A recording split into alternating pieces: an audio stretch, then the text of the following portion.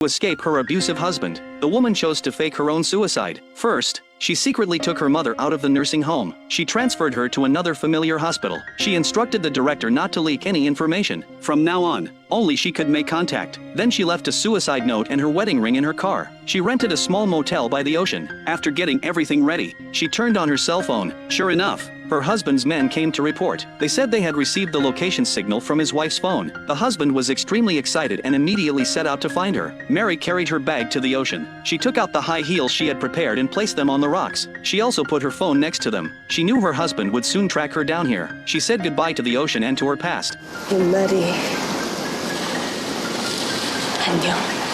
Her husband quickly arrived at the beach with his men. Looking at Mary's bag and high heels, the husband couldn't believe his eyes. He screamed Mary's name at the ocean.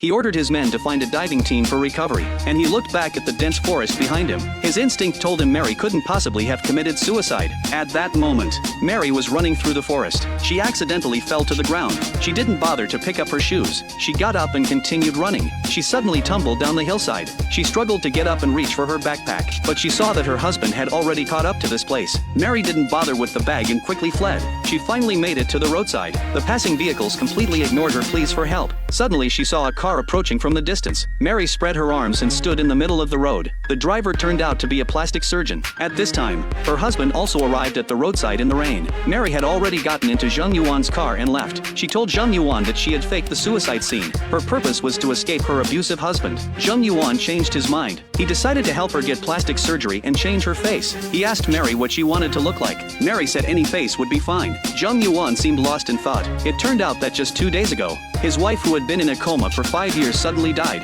After personally burying his wife's ashes, Zheng Yuan had never recovered from his grief. Hearing Mary's words, Zheng Yuan suddenly had an idea. At this moment, Mary was lying on the cold operating table, undergoing facial surgery. A month passed in the blink of an eye. It was time for Mary to remove her bandages. Zheng Yuan came to her hospital room. He slowly unwrapped the bandages from Mary's face. When she saw her new face clearly, Zheng Yuan was so shocked he collapsed to the floor.